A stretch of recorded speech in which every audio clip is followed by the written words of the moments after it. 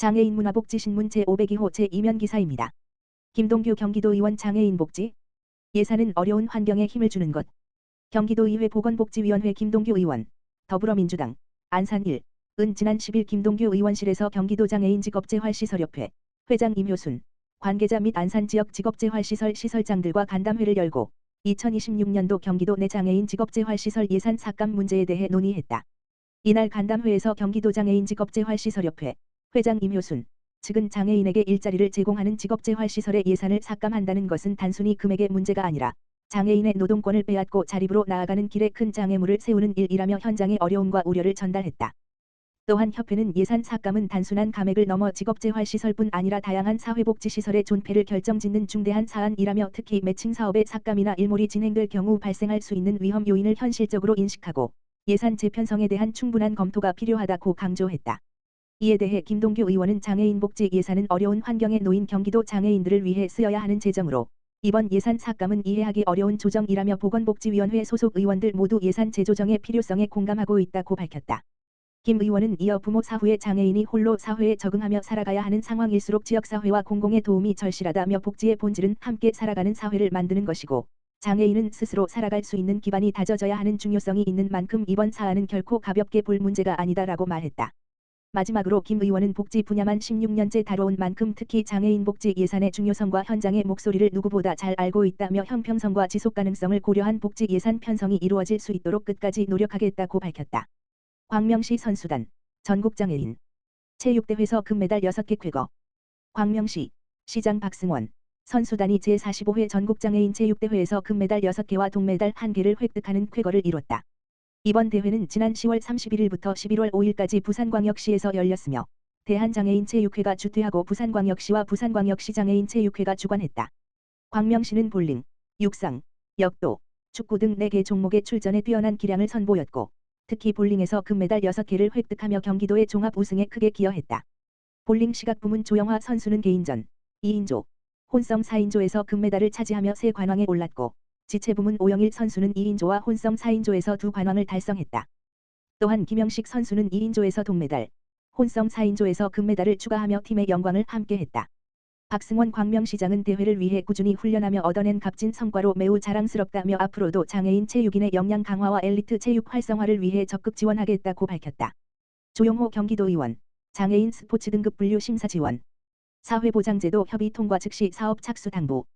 경기도의회 문화체육관광위원회 조용호 의원, 더불어민주당, 오산 2, 은 10일, 월, 경기도 문화체육관광국을 대상으로 한 2025년 행정사무감사에서 경기도 장애인 스포츠 등급 분류 심사 지원에 관한 조례 시행 이후의 진행 상황을 점검하며 실질적 사업 추진을 위한 사전 준비를 당부했다. 조용호 의원은 조례 통과로 많은 장애인 선수들이 실질적인 지원을 기대하고 있다며 현재 사회보장제도 신설 협의가 진행 중인 만큼 협의가 통과되는 즉시 사업이 시행될 수 있도록 행정적 기반을 철저히 마련해야 한다고 강조했다. 이어 사회보장제도 신설 협의 절차와 별개로 스포츠 등급 분류사 현황 파악, 심사 장소 확보, 대한장애인체육회와의 협력체계 구축 등은 미리 진행할 수 있다며 등급 분류사나 심사 운영기관과의 협력 구조를 사전에 정비해 행정 절차로 인해 사업이 지연되는 일이 없도록 해야 한다고 당부했다.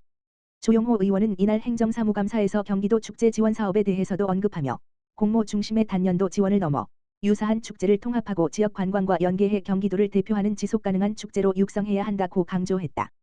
또한 조 의원은 더링, 피클볼 등 신규 종목의 활성화를 위한 지원체계 마련이 필요하다며 전국체육대회 정식 종목에 국한하지 말고 신규 비인기 종목 활성화를 위한 종목별 리그 지원 사업을 확대 검토해 생활체육의 다양성과 지속성을 높여야 한다고 제안했다.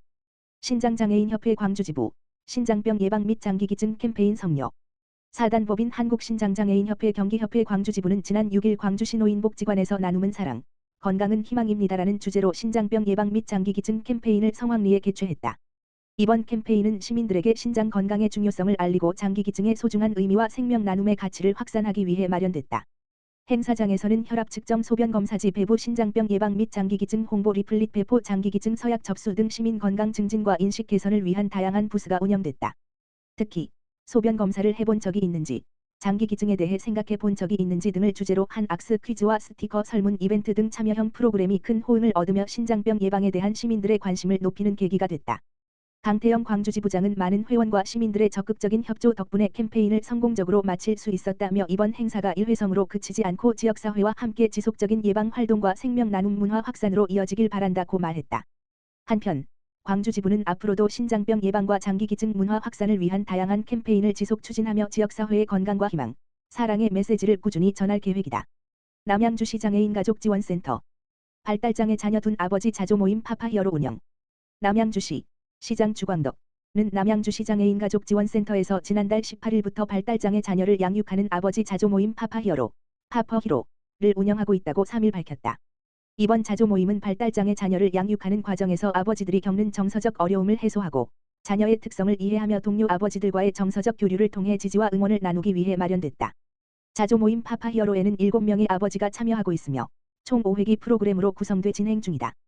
프로그램은 장애 특성 및 유형 이해하기 집단 미술 심리상담 요리 체험 힐링 승마 체험 자조모임 평가회 등으로 구성돼 있다.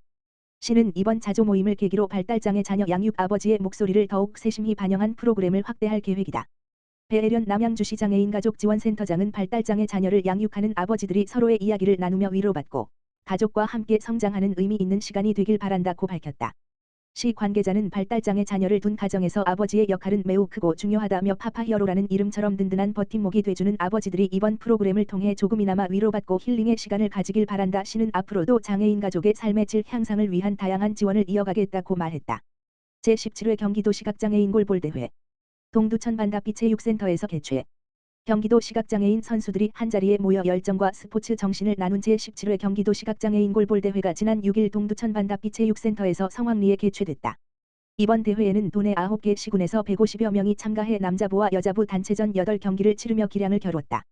선수들은 공의 움직임을 청각으로 감지하며 팀워크로 경기를 풀어가는 골볼 종목의 특성을 살려 집중력과 팀워크가 조화를 이루는 수준 높은 경기를 펼쳤다.